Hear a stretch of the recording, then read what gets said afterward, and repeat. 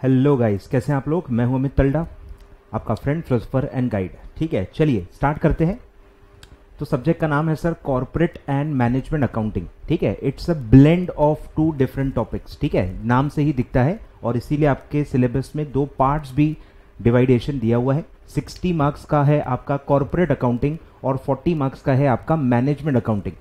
Accounting word से आप थोड़े बहुत फेमिलियर होंगे डेफिनेटली, पर उसके काफ़ी सब फील्ड्स होते हैं। आपने ये भी सुना होगा, सब फील्ड्स ऑफ अकाउंटिंग करके होता है। अकाउंटिंग बेसिकली क्या है, पहले हम थोड़ी बातचीत कर लेते हैं, क्योंकि मैं आपको सिलेबस के बारे में बताऊंगा। पूरा आपका सिलेबस कितने मार्क्स का है, क्या है, एमसीक्यू पेपर है, तो पढ़ने के स्टाइल में क्या बदलाव आना बहुत ज़रूरी है।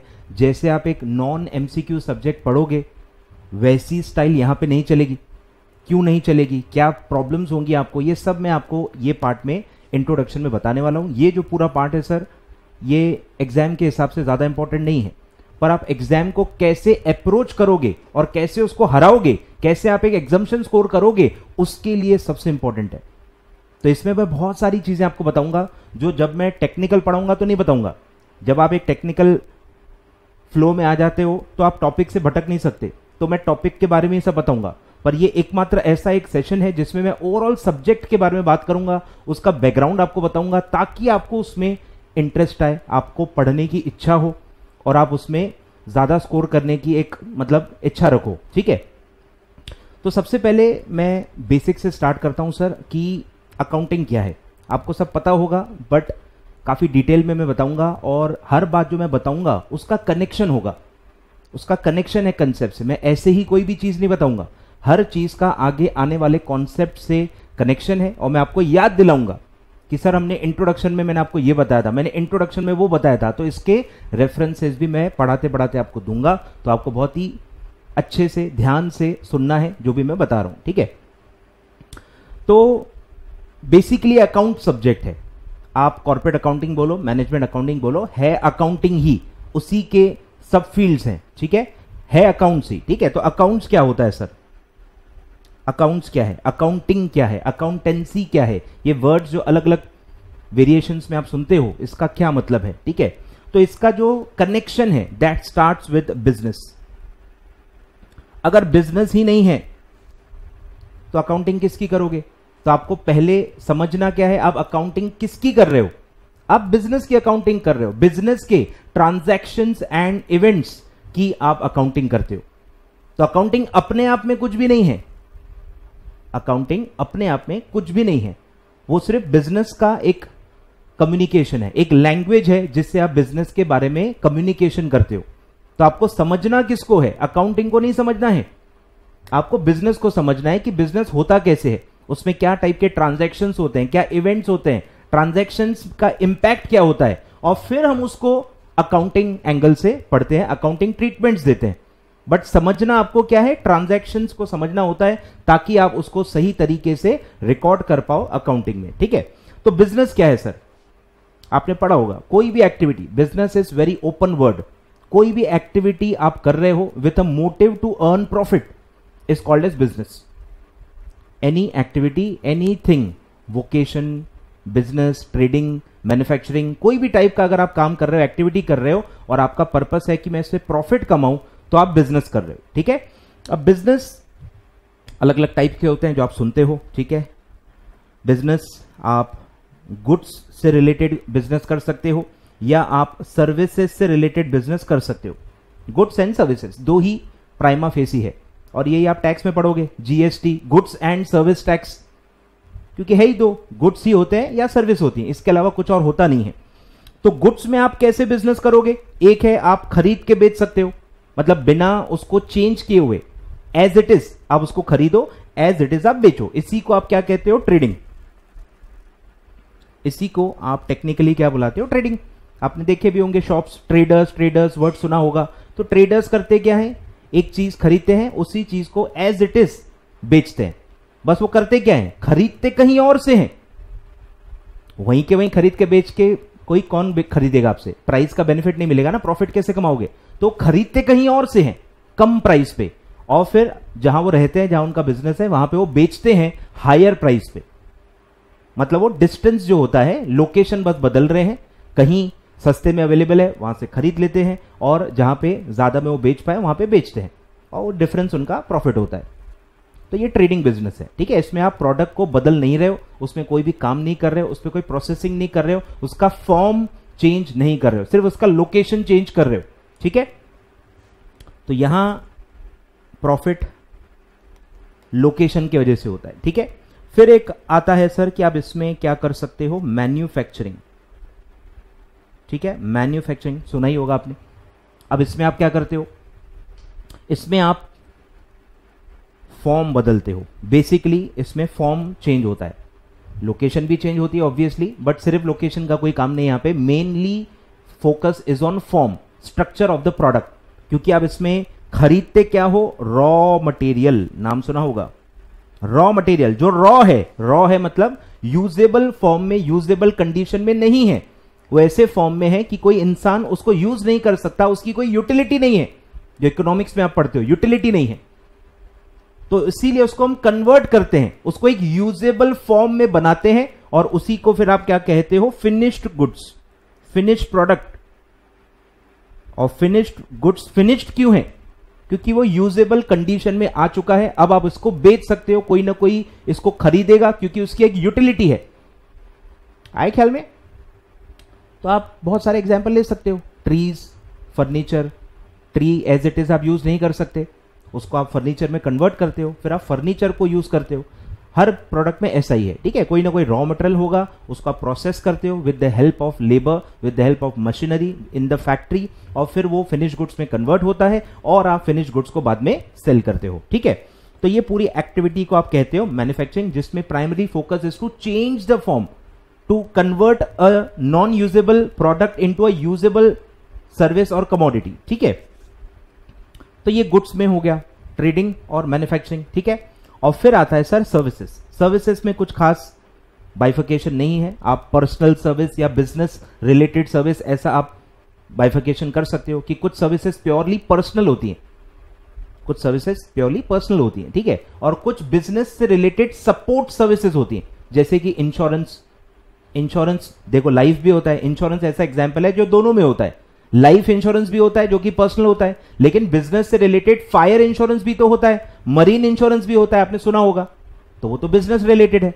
तो ऐसे काफी सारे सर्विसेज होते हैं जो पर्सनल भी होते हैं लेकिन बिजनेस भी होते हैं। जैसे डॉक्टर के medical services, medical purely personal होता है, लेकिन अगर आप बिजनेस प्रेमाइसेस पे एम्प्लॉइज के लिए मेडिकल सर्विस अवेलेबल करवाओ तो वो बिजनेस रिलेटेड हो जाती है।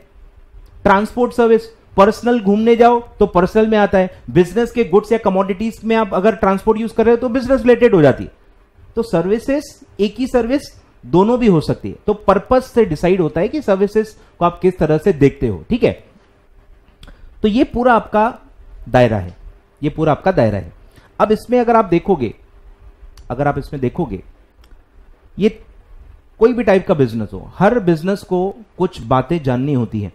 अगर आप एक बिजनेस कर रहे हो और वो भी with the motive of earning profit कर रहे हो, तो ऑब्वियसली सबसे पहली बात क्या जानना चाहोगे आप, कि मुझे प्रॉफिट कितना हुआ, प्रॉफिट हुआ नहीं हुआ, नहीं हुआ मतलब लॉस तो नहीं हुआ, पैसे मैंने गवा तो नहीं दिए।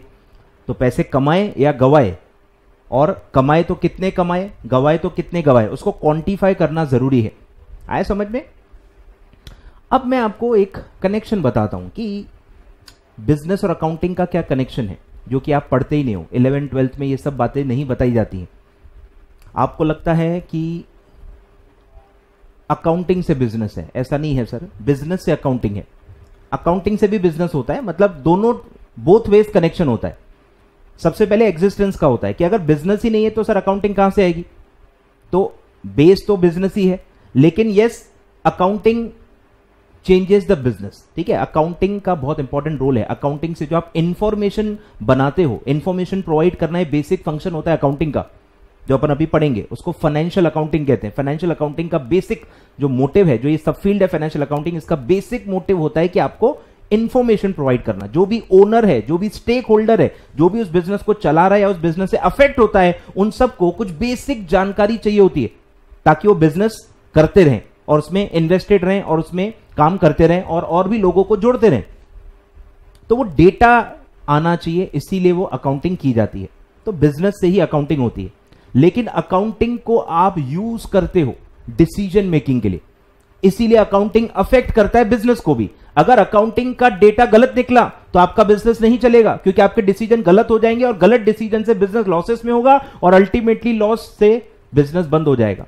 तो इसीलिए बिजनेस अकाउंटिंग पे भी डिपेंडेंट है, क्योंकि अगर अकाउंटिंग का डेटा परफेक्ट नहीं है, एक्यूरेट नहीं है, लॉजिकल नहीं है, तो वो बिजनेस लंबे समय तक नहीं चल सकता, क्योंकि उसके सारे डिसीजन अकाउंटिंग के बेसिस पे लिए जाते हैं, डेटा के बेस पे लिए जाते हैं जो अकाउंटिंग से आता है, और आपका बिजनेस नहीं चलेगा अगर अकाउंटिंग आप ढंग से नहीं करोगे। उसमें जो अजम्पशंस होते हैं, उसमें जो भी लॉजिक्स यूज होते हैं, वो अगर आप सही यूज नहीं करोगे तो बोथ वेज आपको एक कनेक्शन समझना है, बोथ वेज समझना है, ठीक है।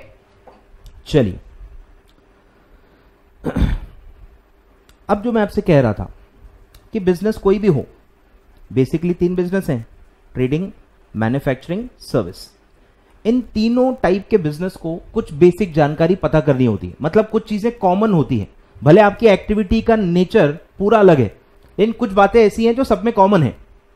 वो जो इंफॉर्मेशन है उसी को कहते हैं फाइनेंशियल अकाउंटिंग। ये एक सब फील्ड है अकाउंटिंग की जो बेसिक जानकारी देती है, ठीक है।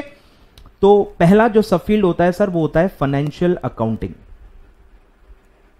जिसमें आप बेसिक इंफॉर्मेशन निकालते हो, बेसिक इन्फो प्रोवाइड करते हो। बेसिक इन्फो मतलब सर प्रॉफिट और लॉस, यानी जिसको आप रिजल्ट कहते हो, बिजनेस का रिजल्ट क्या हुआ 1 साल का, वो होता है प्रॉफिट और लॉस। और फिर होता है कि बिजनेस की फाइनेंशियल पोजीशन क्या है, लेन देन क्या है, ठीक है, तो वो होता है बैलेंस शीट, इसको फाइनेंशियल पोजीशन आप कहते हो।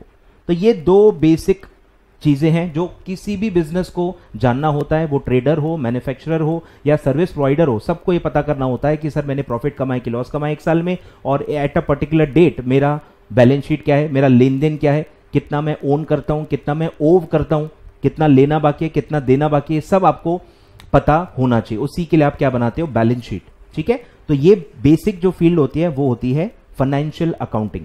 अब फाइनेंशियल अकाउंटिंग अगर आप एक कंपनी की करो, ध्यान दो, अब मैं टॉपिक पे आ रहा हूं, ट्रांजिशन पे ध्यान दो। फाइनेंशियल अकाउंटिंग अगर आप एक कंपनी, कॉर्पोरेट बॉडी की आप करोगे तो उसी को कहते हैं कॉर्पोरेट अकाउंटिंग। मतलब क्या समझे कि कॉर्पोरेट अकाउंटिंग कोई फील्ड नहीं है, कॉर्पोरेट अकाउंटिंग फाइनेंशियल अकाउंटिंग ही है, जो एक कॉर्पोरेट बॉडी यानी कि कंपनी की आप कर रहे हो। तो आप जब भी कॉर्पोरेट अकाउंटिंग वर्ड सुनोगे, आपको क्या सुनाई देना चाहिए, फाइनेंशियल अकाउंटिंग। तुम कॉर्पोरेट अकाउंटिंग कहोगे, मुझे फाइनेंशियल अकाउंटिंग ही सुनाई देगा, मीम पड़ा होगा, ठीक है। तो ये मीम है, ध्यान दो। तो कॉर्पोरेट अकाउंटिंग कोई सब फील्ड नहीं है सर, ये बेसिक फाइनेंशियल अकाउंटिंग ही है। सिर्फ आप किसकी करोगे, कंपनी की अगर आप अकाउंटिंग कर रहे हो, फाइनेंशियल अकाउंटिंग कर रहे हो, that is termed as corporate accounting, it is not a separate sub field, ठीक है। तो काफी बच्चे मुझसे कहते हैं, पूछते हैं ये कि सर कॉर्पोरेट अकाउंटिंग तो हमने पढ़ा ही नहीं कभी, हमने तो सब फील्ड 11th स्टैंडर्ड में पढ़ा था कॉमर्स में, पर कॉर्पोरेट अकाउंटिंग तो वर्ड ही नहीं आया, क्योंकि ऐसा कुछ है ही नहीं, ये एक सेपरेट वर्ड दिया गया है फाइनेंशियल अकाउंटिंग को ही, ठीक है। चलिए सर, तो मतलब जो आपका सिलेबस है, अब मैं सिलेबस पे आता हूं, ध्यान दो, आ जाओ, मॉड्यूल 2 पेपर 5, ठीक है, corporate and management accounting, total marks है 100। उसका बाइफिकेशन है सर कि पहला जो आपका पार्ट है वो है corporate accounting which is of 60 marks, 60 marks का सिर्फ कॉर्पोरेट अकाउंटिंग है, एमसीक्यू पेपर है, ठीक है। और जो 40 मार्क्स का है वो है मैनेजमेंट अकाउंटिंग एंड वैल्यूएशन, ठीक है। वैल्यूएशन जबरदस्ती डाला हुआ है, वैल्यूएशन अकाउंटिंग का पार्ट नहीं है, वो एक सेपरेट टॉपिक है, ठीक है।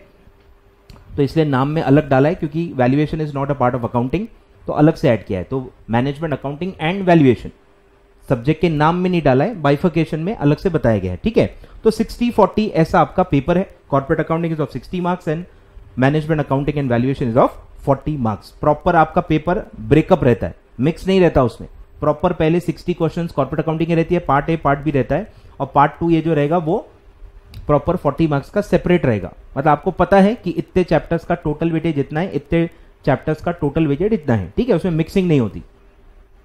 चलिए सर, तो ये हो गया कॉर्पोरेट अकाउंटिंग, तो आप समझ गए कि ये क्या है, ये फाइनेंशियल अकाउंटिंग ही है सर, जो आप बचपन से 11th 12th से पढ़ रहे हो, ठीक है।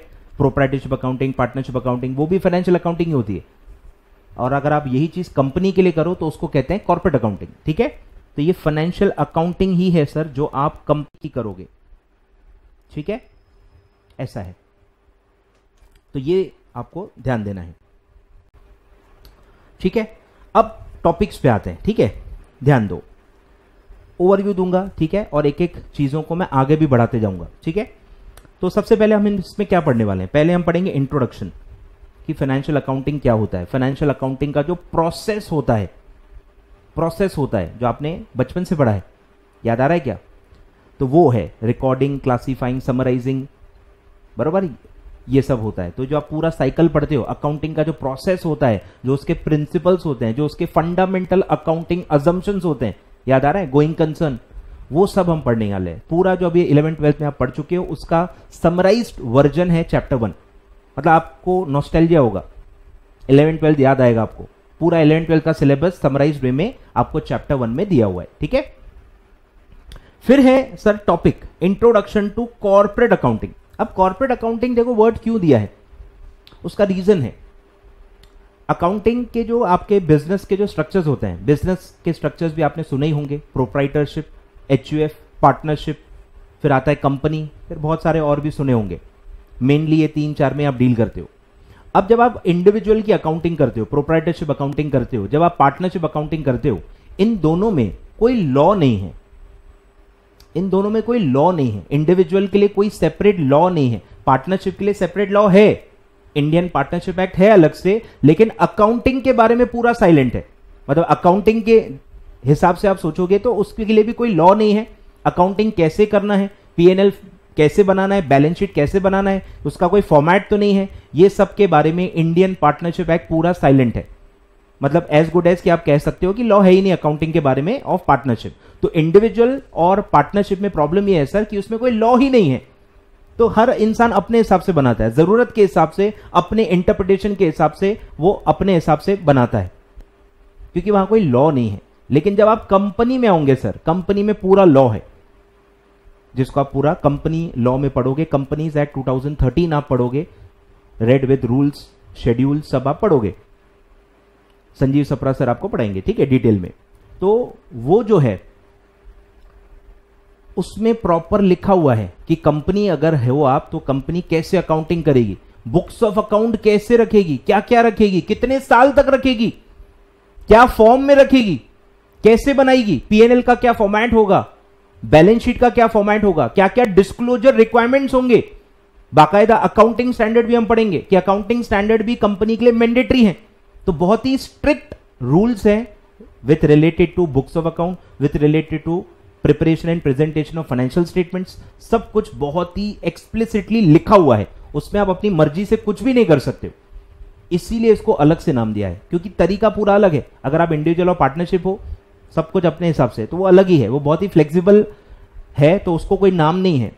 लेकिन कंपनी के लिए क्योंकि अलग ही तरीका है, अलग ही फॉर्मेट्स हैं, उसमें कोई फ्लेक्सिबिलिटी खास है नहीं, इसीलिए उसको अलग नाम दिया गया है कॉर्पोरेट अकाउंटिंग, ठीक है। तो इंट्रोडक्शन में हम बेसिकली क्या पढ़ेंगे, फॉर्मेट पढ़ेंगे, बेसिक पढ़ेंगे कि भाई बुक्स ऑफ अकाउंट में क्या क्या आता है, बुक्स ऑफ अकाउंट कैसे रखेंगे, कैसे प्रिजर्व करना है। फिर उसमें आता है बैलेंस शीट और पीएनएल, फाइनेंशियल स्टेटमेंट जिसको आप कलेक्टिवली बुलाते हो। तो फाइनेंशियल स्टेटमेंट कैसे बनाएंगे, क्या फॉर्मेट में बनाएंगे, वो सब डिटेलिंग में दिया हुआ है कंपनीज एक्ट में, ठीक है। तो वो पूरा हम सेकेंड चैप्टर में पढ़ेंगे, पूरा फॉर्मेट बेस्ड है।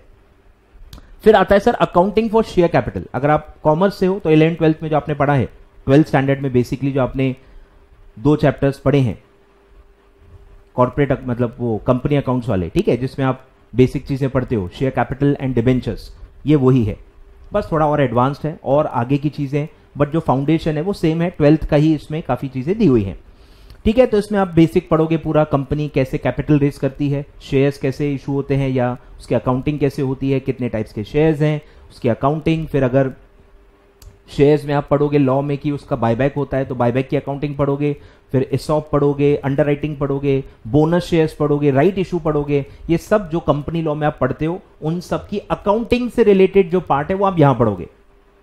तो कंसेप्ट प्रोसीजर आप लॉ में पढ़ोगे, that is a part of company law. और लिस्टेड कंपनी के लिए वही चीजें आप पढ़ोगे सिक्योरिटी लॉ में। दोनों सब्जेक्ट आपको संजीव सापरा सर पढ़ाने वाले हैं। प्रोसीजरल रिक्वायरमेंट्स, लॉ की जो रिक्वायरमेंट्स है वो सब आप लॉ में पढ़ोगे, उसको सिर्फ बुक्स ऑफ अकाउंट में रिकॉर्ड कैसे करना है वो आप मुझसे पढ़ोगे। आए ख्याल में? तो ये ओवरलैपिंग चीज है, दोनों सब्जेक्ट की इंटरलिंकिंग है, तो आपको अच्छे से टॉपिक समझना है, तो आपको लॉ भी समझना है और आपको उसका अकाउंटिंग एलिमेंट भी समझना है कि बुक्स में कैसे दिखेगा, पीएनएल बैलेंस शीट में उसका क्या इफेक्ट आता है, ये सब आपको मैं बताऊंगा। वो सब संजीव सप्रा सर नहीं बताएंगे, वो सब मैं बताऊंगा कि कैसे प्रेजेंट होता है, कहां होता है, क्या होता है और उसका क्या इंटरप्रिटेशन निकलता है, वो सब हम यहां पढ़ेंगे इस सब्जेक्ट में। आए ख्याल में? तो सब आएगा, ठीक है। सब कुछ ये लॉ में आप पढ़ोगे, मैं भी बताऊंगा, बट आप पहले उसको लॉ में अच्छे से पढ़ोगे डिटेल में, उसके पूरा जो रूल्स है, और फिर हम अकाउंटिंग एंगल यहां पे पढ़ेंगे, ठीक है। फिर है अकाउंटिंग फॉर डिबेंचर्स, पूरा डिबेंचर से रिलेटेड। डिबेंचर एक इंस्ट्रूमेंट है जिससे आप फंड्स रेज करते हो, डिबेंचर एक इंस्ट्रूमेंट है जिससे आप फंड्स रेज करते हो, तो डिबेंचर से रिलेटेड पूरा जो इशू है उसकी पूरी अकाउंटिंग होगी। फिर आपको पता है कि डिबेंचर्स नॉर्मली रेडीमेबल होते हैं, मतलब आपको पैसा वापस करना पड़ता है। फिर रिडम्पशन कैसे करेंगे, फिर रिडम्पशन की अकाउंटिंग कैसे होगी, वो सब हम पढ़ेंगे, उसके मेथड्स पढ़ेंगे। फिर है sir related aspect to company account, तो ये मैं 3rd चैप्टर के साथ ही पढ़ाता हूं।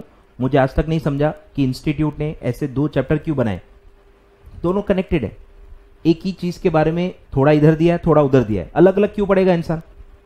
तो मैं ये दोनों चैप्टर क्लब करके ही पढ़ाता हूं, पूरी थ्योरी उसके बारे में बताऊंगा जो कंपनी लॉ में है, बट मैं भी पढ़ाऊंगा कि मैं स्किप नहीं कर सकता, मैं भी बताऊंगा, ठीक है। कंपनी लॉ की इसमें काफी थ्योरी आएगी, वो अपन पूरा वर्ड टू वर्ड पढ़ेंगे। कोई भी मतलब टेंशन मत लेना कि यार सर अकाउंट्स पढ़ाते हैं तो लॉ वाला पार्ट नहीं बताएंगे, बिल्कुल नहीं सर, लॉ मुझे भी आता है, मैं भी लॉ पढ़ा चुका हूं, तो आपको कुछ भी मैं स्किप नहीं कराऊंगा, सब कुछ मैं डिटेल में पढ़ाने वाला हूं। भले वो सिक्योरिटीज लॉ से रिलेटेड हो, वो भी मैं पढ़ा चुका हूं, तो सिक्योरिटीज लॉ का एंगल भी मैं आपको बताते जाऊंगा। कोई भी लाइन, कोई भी पैराग्राफ मैं स्किप नहीं करूंगा, ये बहाना नहीं मारूंगा कि नहीं यार ये सब्जेक्ट में आप पढ़ने वाले हो या आप ये टैक्स में पढ़ने वाले हो, मैं हर चीज इसी सब्जेक्ट में बताऊंगा। यस, क्लैरिटी थोड़ी और आएगी जब आप वो सब्जेक्ट भी पढ़ोगे डिटेल में, वो तो लेवल जो क्लैरिटी आती है वो तो अलग ही आएगी, बट यहां इंडिपेंडेंट ये सब्जेक्ट आपको समझ में आए, ये मेरी कोशिश रहेगी, ठीक है।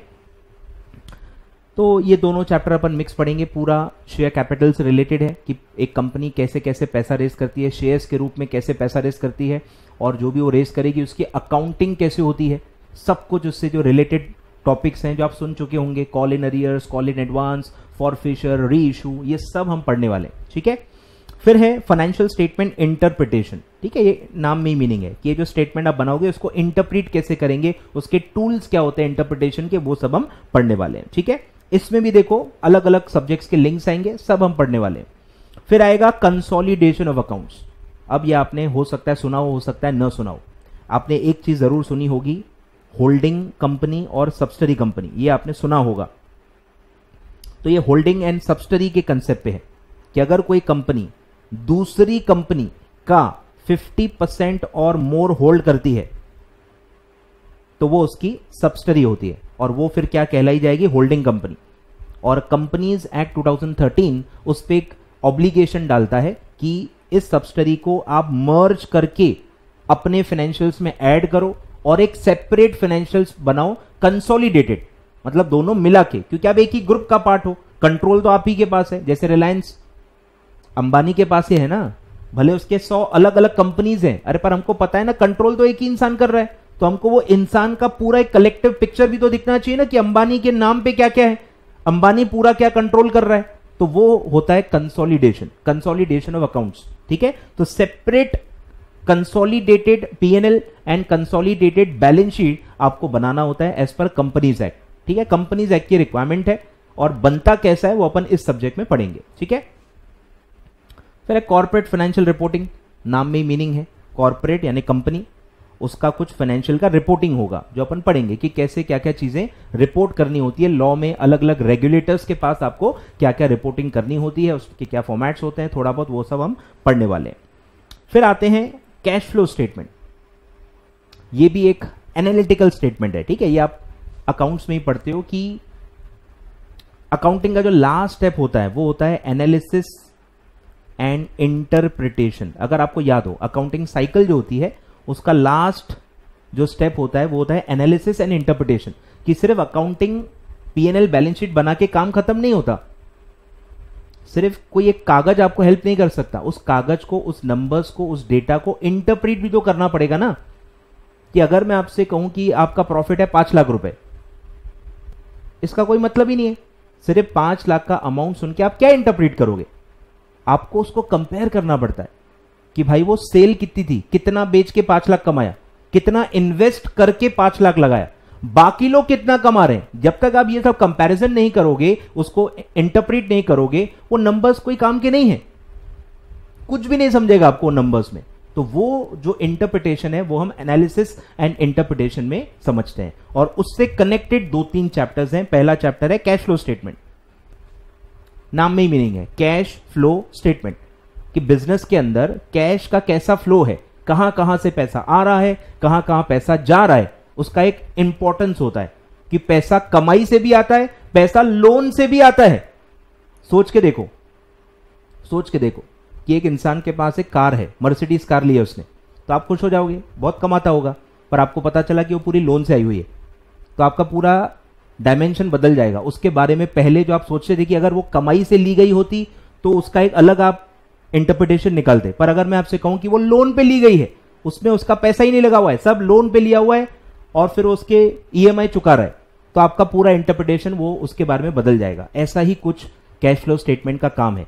हर चीज जो दिख रही है उसका पैसा आया कहां से, कमाई से कितना आया और लोन लेके कितना आया, ये आपको कैश फ्लो स्टेटमेंट बताता है, ये पीएनएल बैलेंस शीट नहीं बताती। तो ये सब अंदर की बातें कैश फ्लो स्टेटमेंट बताता है, ये एनालिसिस का पार्ट है, ठीक है। तो कैश फ्लो स्टेटमेंट आएगा। फिर एक और चैप्टर है जो आपके सेकंड पार्ट में है, रेशियो एनालिसिस।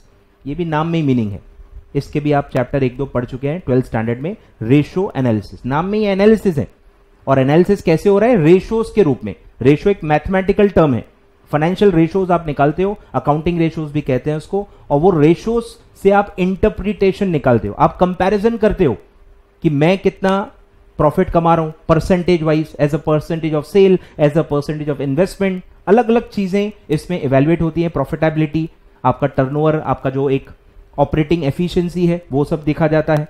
हर चीज इसमें अलग अलग डायमेंशंस होते हैं जो हम रेशियोज में करते हैं। बेसिकली वो एनालिसिस एंड इंटरप्रिटेशन का ही पार्ट है, ठीक है। तो सेकेंड चैप्टर वो है इससे रिलेटेड, ठीक है।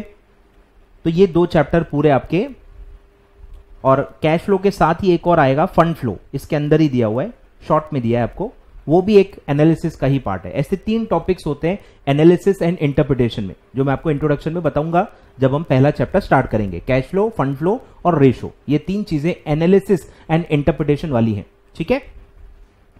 फिर आते हैं ये 3 चैप्टर पे, ये तीनों चैप्टर अलग ही एक डायरेक्शन में है। ये अकाउंटिंग स्टैंडर्ड टॉपिक है।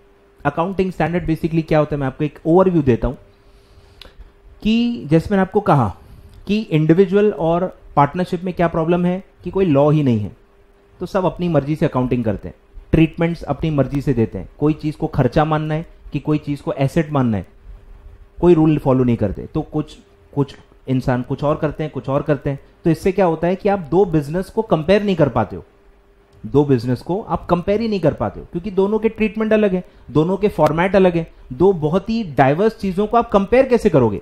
कंपैरिजन का सबसे पहला रूल क्या है कि दोनों सिमिलर होने चाहिए, दोनों सेम बेस पे होने चाहिए, दोनों की अकाउंटिंग ट्रीटमेंट सेम होनी चाहिए, अकाउंटिंग का पैटर्न सेम होना चाहिए, अकाउंटिंग का फॉर्मेट सेम होना चाहिए, तभी वो 2 चीज को कंपेयर कर सकते हो।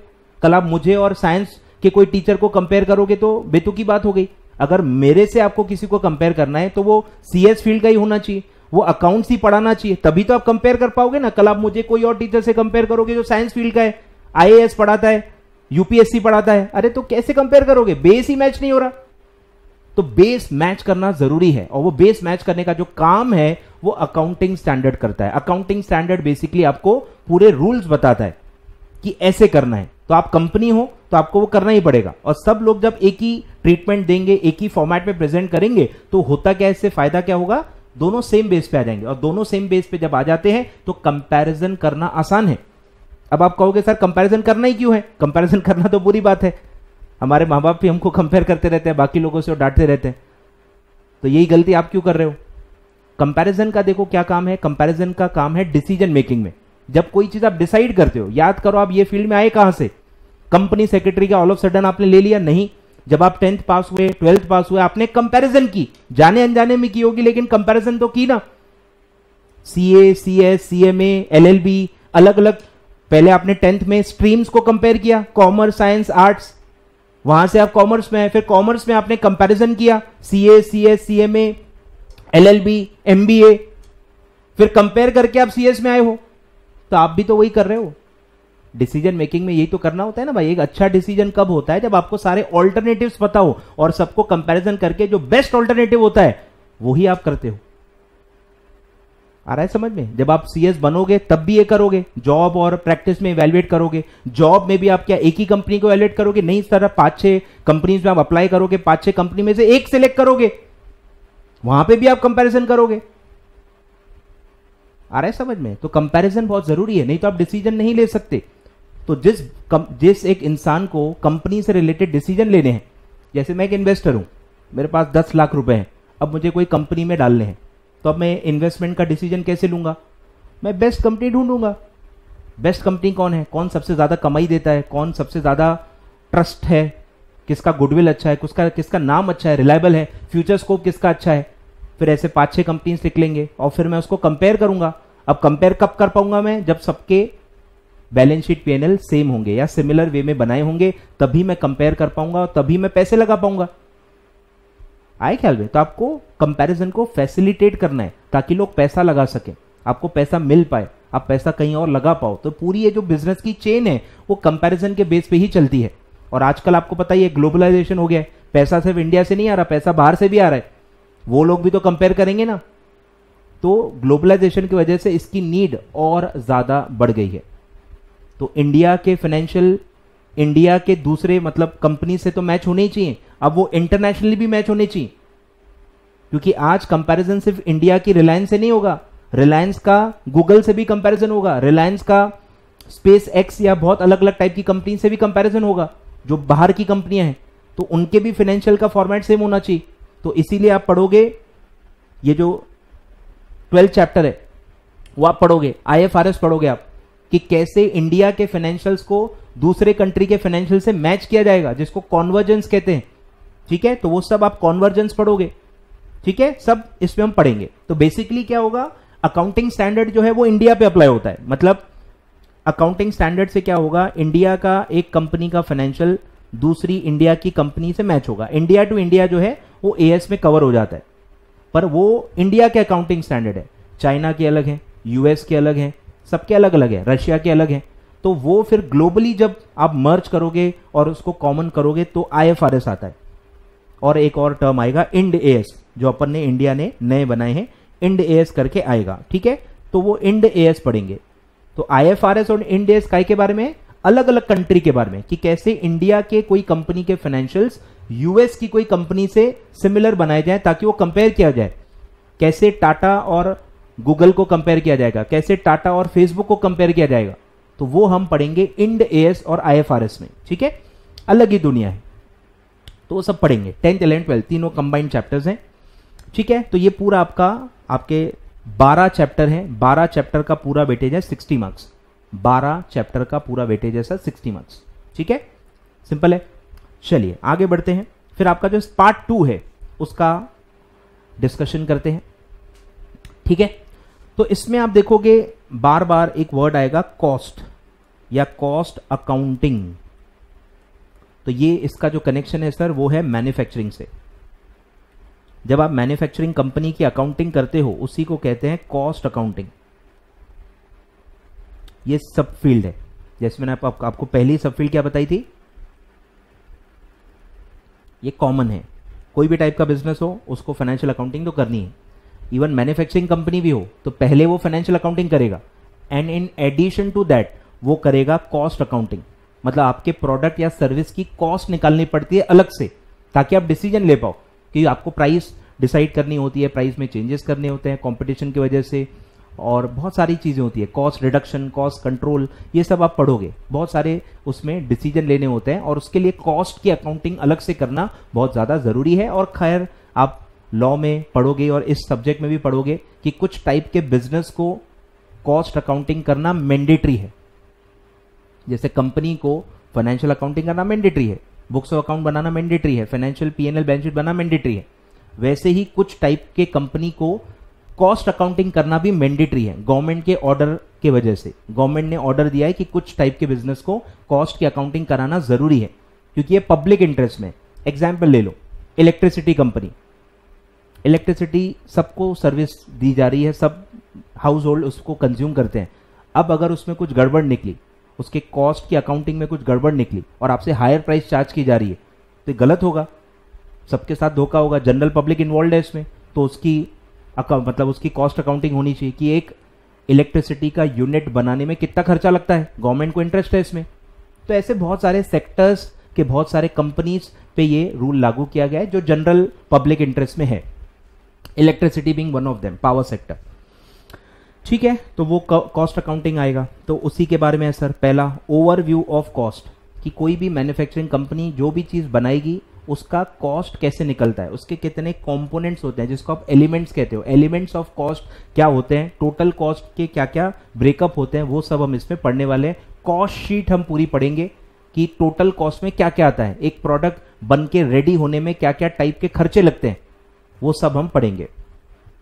फिर देखो जो मैंने आपको बताया, cost accounting records and cost audit, कि कुछ कंपनी को कॉस्ट अकाउंटिंग के रिकॉर्ड रखना मैंडेटरी है, सबको मैंडेटरी नहीं है, कुछ ही सिलेक्टेड टाइप ऑफ कंपनीज को मैंडेटरी है, और उनको बाकायदा उस कॉस्ट अकाउंटिंग के जो रिकॉर्ड आप बनाते हो उसका अलग से ऑडिट भी कराना है, रिकॉर्ड्स भी बनाने हैं, उसका ऑडिट भी कराना है, मतलब एक कॉस्ट अकाउंटेंट से चेक करवाना है, उसकी साइन लगेगी, कॉस्ट अकाउंटेंट। ठीक है, तो वो सब हम पढ़ेंगे डिटेल में, सेपरेट चैप्टर है उसका। फिर है budget, budgeting and budgetary control, कि हर बिजनेस आगे की प्लानिंग करता है, आप भी क्या कर रहे हो, एग्जीक्यूटिव की पूरी प्लानिंग नहीं करोगे, एग्जाम कब है, कब पढ़ाई खत्म करनी है, कब रिवीजन करना है, कब राइटिंग प्रैक्टिस करनी है, आप भी प्लानिंग करोगे।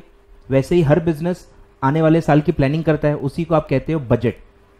इवन आपके मम्मी पापा भी घर के खर्चे की पूरा प्लानिंग करते हैं, बेटी की शादी, बेटे की शादी, सब शादी खर्चा, पढ़ाई, हेल्थ, सबकी प्लानिंग करनी होती है, पैसे जमा करने होते हैं। वैसे ही बिजनेस में प्लानिंग बहुत इंपॉर्टेंट होती है और उसका जो टूल यूज होता है that is called as budget.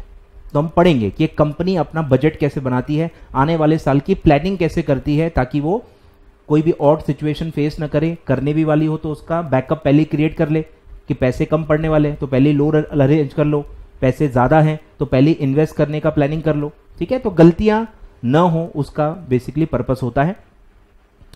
फिर आप पढ़ोगे मैनेजमेंट रिपोर्टिंग, छोटा सा ये टॉपिक है, कुछ खास नहीं है। फिर सबसे इंपॉर्टेंट आता है डिसीजन मेकिंग टूल्स, जो मैंने आपको बताया था कि बिजनेस कोई भी हो डिसीजन तो लेना पड़ेगा, और डिसीजन के लिए आपको लगता है डेटा, तो वो इसमें पढ़ेंगे हम डिसीजन मेकिंग टूल्स, उसको कहते हैं मार्जिनल कॉस्टिंग। मार्जिनल कॉस्टिंग की जो प्रोडक्ट से रिलेटेड डिसीजन होते हैं, एग्जाम्पल लेते हैं कि आपको क्या प्राइस पे बेचना है, ये भी एक डिसीजन है, तो ये मार्जिनल कॉस्टिंग में आता है। फिर अगर आपको टेम्पररीली अपनी फैक्ट्री बंद करनी पड़ रही है 10 दिन 15 दिन एक आध महीना के लिए, जैसे अभी लॉकडाउन चल रहा है, तो शटडाउन डिसीजन होता है कि शटडाउन करें या न करें। जब लॉस में होता है, डिमांड कम होती है, खर्चे ज्यादा, कमाई कम होती है, तब ये डिसीजन लेने पड़ते हैं कि वॉलेंटरली कुछ दिन बंद रखते हैं ताकि लॉस कम किया जा सके, तो वो भी एक होता है शटडाउन डिसीजन। फिर एक होता है अगर कोई एंटिटी एक से ज्यादा प्रोडक्ट बनाए, जैसे रिलायंस है, टाटा है, हिंदुस्तान यूनिलीवर है, ये 100 प्रोडक्ट्स में डील करती हैं, तो इनको ये भी डिसाइड करना होता है कि कौन सा कितना प्रोडक्ट बनाए। पतंजलि आपको पता ही है, बहुत सारे प्रोडक्ट हैं, खत्म ही नहीं होते, तो उनको ये भी डिसाइड करना होता है कि भाई कौन सा प्रोडक्ट कितना बनाए, क्योंकि बस पैसा लिमिटेड है, फैक्ट्री का सेटअप लिमिटेड है। अब एक लिमिटेड रिसोर्स में किसका क्या बनाए, जिसको कहते हैं प्रोडक्ट क्लासिफिकेशन या प्रोडक्ट डिवीजन, कि प्रोडक्ट को कैसे डिवाइड करें, प्रोडक्ट मिक्स कैसे बनाए, वो भी एक डिसीजन होता है, वो भी मार्जिनल कॉस्टिंग में आप लेते हो। ठीक है, बहुत सारे टूल्स हैं, बहुत सारे सिचुएशंस हैं, तो उसको कहते हैं marginal costing. One of the most important topic है लाइफ के लिए भी और एग्जाम के लिए भी। ठीक है, फिर आता है पूरा 3 चैप्टर फिर से कंबाइंड है, 19, 20, 22, ये तीनों टॉपिक है वैल्यूएशन, कि आप बिजनेस को कैसे वैल्यू करोगे, आप एक शेयर को कैसे वैल्यू करोगे, इक्विटी शेयर को कैसे वैल्यू करोगे, प्रेफरेंस शेयर को वैल्यू कैसे करोगे। तो वैल्यूएशन क्यों करना पड़ता है, कब करना पड़ता है और कैसे करना पड़ता है, ये तीनों टॉपिक्स इन 3 चैप्टर्स में आप पढ़ने वाले। ठीक है, और फिर एक आता है शेयर बेस्ड पेमेंट, कि अगर आप एम्प्लॉय को शेयर दे रहे हो as a payment, share based payment, नाम ही मीनिंग है कि आपको कुछ पे करना है। मेनली ये डायरेक्टर्स और एम्प्लॉयज के लिए होता है, कोई भी चीज का पेमेंट शेयर से नहीं कर सकते हैं। नॉर्मली ये जो चीज पढ़ रहे हैं अपन, ये या तो एसेट के लिए है कि आपने कोई मशीनरी ली है, कोई बिल्डिंग ली है, कोई इक्विपमेंट लिया है, उसका भी पेमेंट शेयर के रूप में हो सकता है, वो भी शेयर बेस्ड पेमेंट है, या एम्प्लॉयज को आप शेयर बेस्ड पेमेंट कर रहे हो तो वो कैसे करेंगे, उसका वैल्यूएशन कैसे होगा, उसकी अकाउंटिंग कैसे होगी, ये सब हम शेयर बेस्ड पेमेंट में पढ़ेंगे। बहुत ही शॉर्ट में छोटा सा चैप्टर है, कुछ खास डिटेलिंग इसमें नहीं है।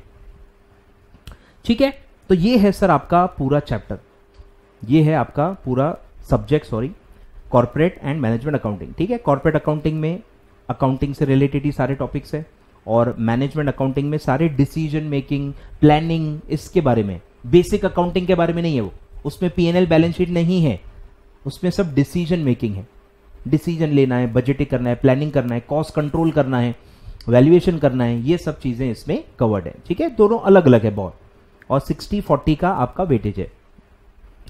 अब मैं आपको बताता हूं कि सर MCQ सब्जेक्ट है ये, तो आपको क्या अलग से करना है, ध्यान देना है, बाकी सब्जेक्ट्स और इसमें पढ़ाई के तरीके में क्या फर्क होना चाहिए। देखो, बाकी सब्जेक्ट्स में आपको लिखना है या आपको लिखना नहीं, तो आपका जो एक डर है कि यार मेरी लैंग्वेज, मेरी हैंडराइटिंग, मेरी स्पीड क्या होगी क्या नहीं होगी, ये जो डर है अब ये सब्जेक्ट में नहीं होना चाहिए, क्योंकि आपको वहाँ लिखना ही नहीं है, यहाँ आपको लंबी लंबी वर्कशीट्स नहीं बनानी है, यहाँ पे 2-2 पेज के वर्किंग्स फॉर्मेट्स आपको नहीं बनाने। सोच के देखो, 11th-12th में आप यही तो करते हो, याद करो, पार्टनरशिप का पूरा पूरा बनाते थे, नॉन प्रॉफिट ऑर्गेनाइजेशन के लंबे लंबे रिसीट पेमेंट और बैलेंस शीट आप बनाते थे, सिंगल एंट्री का पूरा बनाते थे, याद आ रहा है कुछ? तो वो सब आपको यहां नहीं करना है, यहां पूरा पूरा आपसे पूछा ही नहीं जाएगा। तो जो एक डर आपको माइट भी होगा कि यार मेरा पूरा पूरा कैसे बनेगा, स्पीड टैली होगा कि नहीं, ये सब नहीं करना है यहां पे। यहां आपको टू द पॉइंट क्वेश्चन होगा, और यही फर्क है बाकी सब्जेक्ट में और यहां पे। वहां पे टू द पॉइंट क्वेश्चन आते ही नहीं है, वहां पे ब्रॉड क्वेश्चन आते हैं, पूरा टॉपिक, पूरा एक बड़ा टॉपिक पे आपको फिर क्वेश्चन आता है। बारीकी 2 लाइन पे क्वेश्चन कभी नहीं आता बाकी सब्जेक्ट में। बाकी जो भी रिटर्न पेपर्स हैं, कंपनी लॉ है, सिक्योरिटी लॉ है, वहां पैराग्राफ्स पे, पेजेस पे क्वेश्चन आते हैं, पूरे कंसेप्ट पे क्वेश्चन आते हैं। वहां बीच में से कोई एक वर्ड पे, कोई एक लाइन पे क्वेश्चन नहीं आएंगे, इसीलिए वहां बारीकी से नहीं पढ़ते हो, आप एक एक वर्ड पे ध्यान नहीं देते हो। लेकिन यहां पे आपको वर्ड पे भी ध्यान देना पड़ेगा, एक एक वर्ड, एक एक लाइन पे ध्यान देना पड़ेगा। और इसीलिए सर ये सब्जेक्ट में वर्ड टू वर्ड ही पढ़ाता हूं, क्योंकि आप वर्ड्स को अगर मिस कर गए तो वहां पे ऑप्शन में आप कंफ्यूज हो जाओगे। यहां पे एक और प्रॉब्लम है, कंफ्यूजन होता है, क्योंकि सिमिलर ऑप्शंस दिए जाते हैं और आप कंफ्यूज हो जाते हो। अच्छा खासा कंसेप्ट क्लियर होगा, लेकिन ऑप्शंस में कंफ्यूज होने की वजह से भी चीजें प्रॉब्लमेटिक हो जाती, तो वो नहीं होनी चाहिए। इसलिए आपको बारीकी से वर्ड टू वर्ड पढ़ना पड़ेगा, तभी आप कॉन्फिडेंटली लिख पाओ, मतलब टिक कर पाओगे आंसर, और कॉन्फिडेंट होगे कि नहीं मैं 60+ स्कोर कर सकता हूं। तो आपको वर्ड टू वर्ड पढ़ना है, ये एक अलग चीज करनी है। पढ़ते पढ़ते ही अंडरलाइन करना है, पढ़ते पढ़ते ही ध्यान देना है कि यार ये लाइन में क्या घुमा के पूछा जा सकता है, जो मैं आपको पढ़ाते पढ़ाते भी बताऊंगा कि ये पैराग्राफ में क्या क्या पूछने लायक है, कैसे घुमा के पूछे जा सकते हैं। हर चीज में, हर पेज पे, हर चैप्टर में हम पेपर के हिसाब से भी पढ़ेंगे कि यार इसमें क्या पूछा जा सकता है।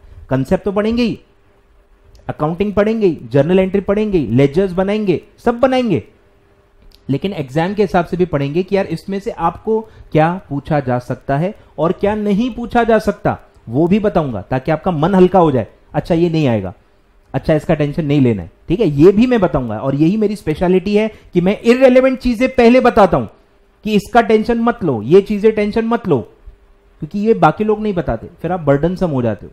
ऐसा नहीं होगा मेरे साथ, काम की चीजें भी बताऊंगा और क्या काम की चीजें नहीं है वो भी बताऊंगा, ठीक है।